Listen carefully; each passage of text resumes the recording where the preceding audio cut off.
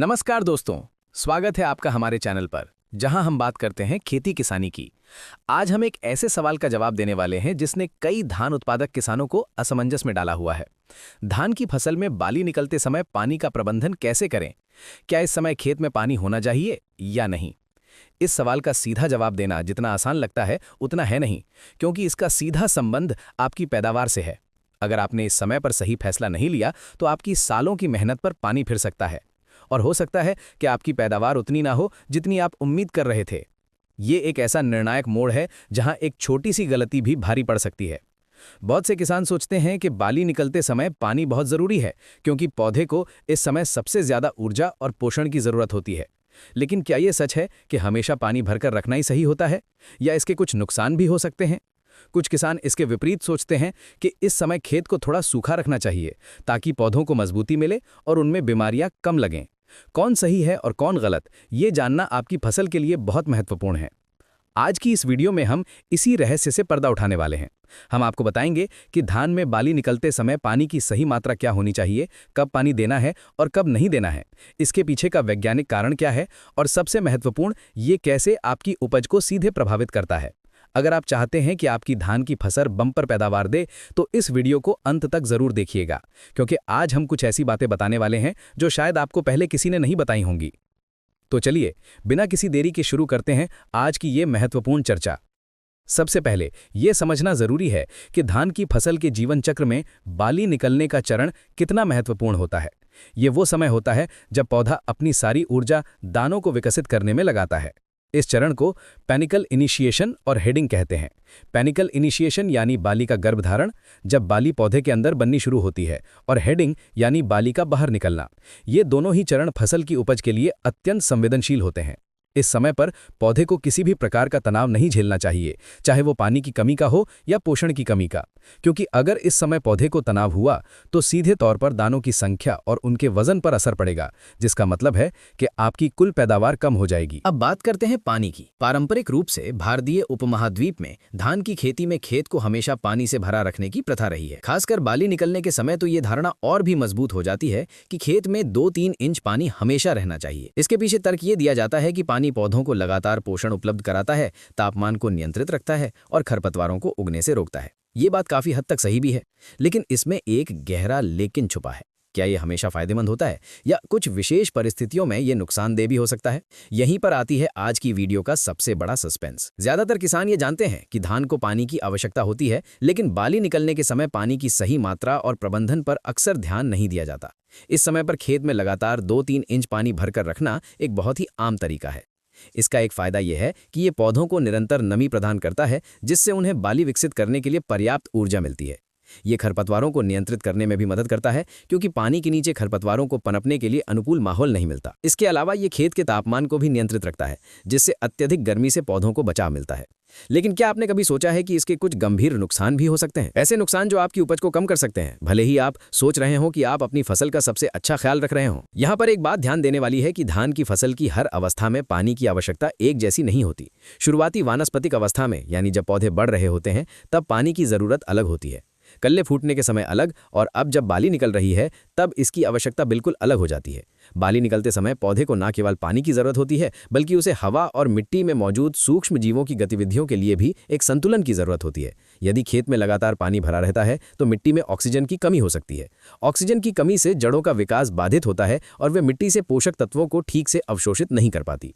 ये एक छिपी हुई समस्या है जिसे अक्सर किसान नजरअंदाज कर देते हैं। इसके अलावा लगातार पानी भरा रहने से फंगल बीमारियों का खतरा बढ़ जाता है, खासकर ब्लास्ट और शीत ब्लाइट जैसी बीमारियों का। नमी और गर्मी फंगस के बढ़ने के लिए आदर्श स्थिति पैदा करती है। आप सोचेंगे कि आप तो पानी देकर अपनी फसल का भला कर रहे हैं, लेकिन वास्तव में आप अनजाने में बीमारियों को न्योता दे रहे होंगे। यही वो जगह है जहां आपको अपनी पुरानी धारणाओं पर फिर से विचार करने की जरूरत है। तो फिर सही तरीका क्या है? क्या हमें खेत को बिल्कुल सूखा रखना चाहिए? नहीं, बिल्कुल नहीं। ये भी एक गलती होगी। असली रहस्य बीज के संतुलन में छिपा है। हमें खेत को ना तो पूरी तरह से सूखा रखना है और ना ही हमेशा पानी से लबालब।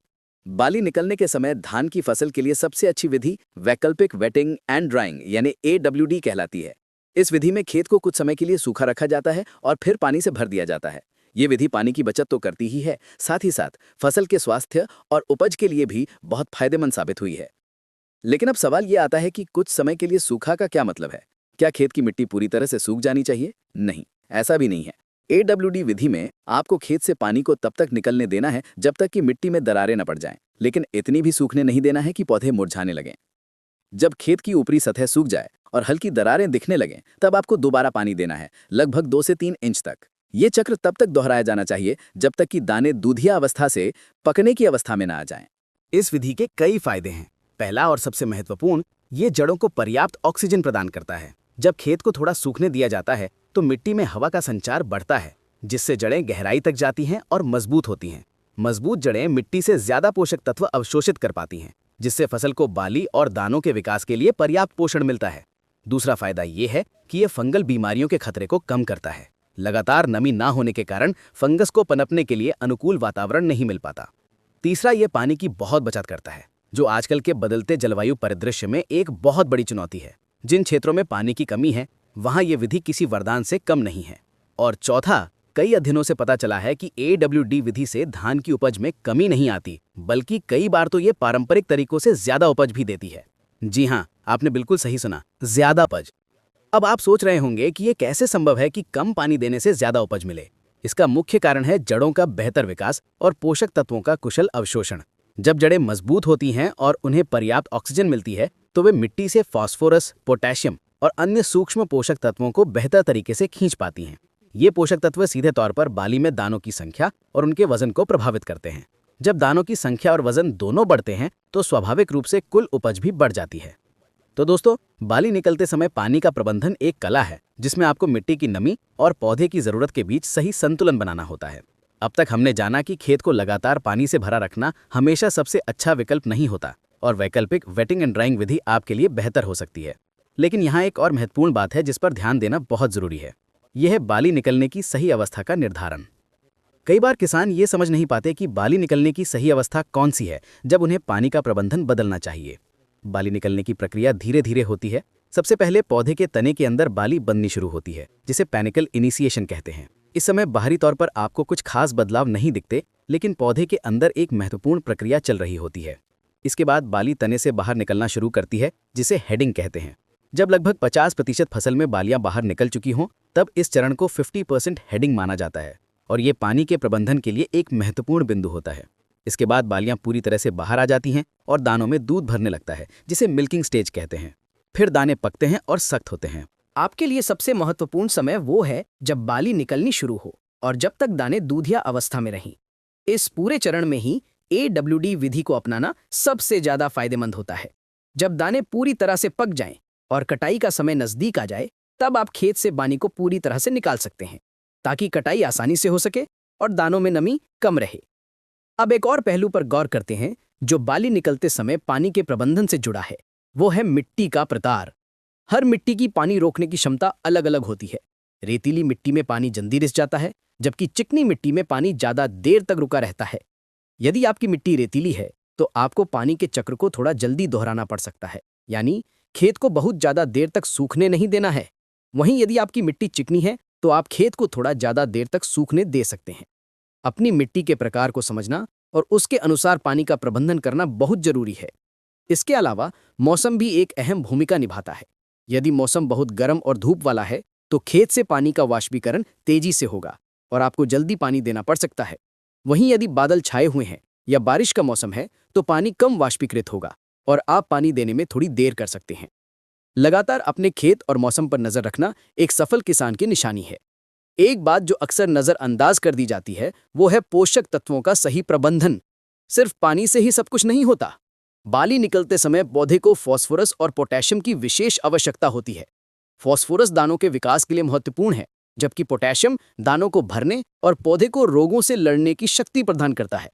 यदि आप पानी का सही प्रबंधन कर रहे हैं, लेकिन पौधे को पर्याप्त पोषक तत्व नहीं मिल रहे हैं, तो भी आपको अपेक्षित उपज नहीं मिलेगी।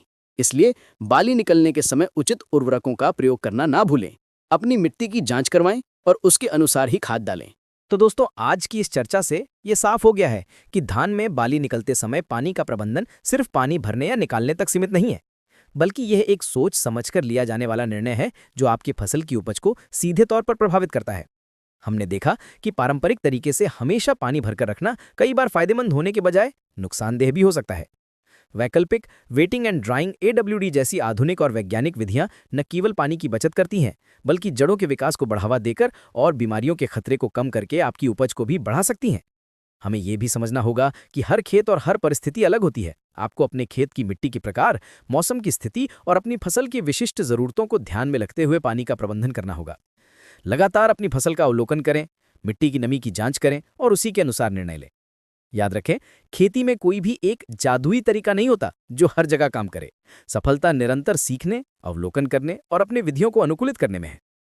उम्मीद है कि आज की इस वीडियो से आपको धान में बाली निकलते समय पानी के प्रबंधन के बारे में A to Z जानकारी मिल गई होगी और आपके मन में जो भी संशय थे वे दूर हो गए होंगे। अगर आपको ये वीडियो पसंद आई हो और आपको लगता है कि इससे आपकी खेती में कुछ मदद मिल सकती है, तो इस वीडियो को लाइक करना ना भूलें। आपके एक लाइक से हमें बहुत प्रोत्साहन मिलता है।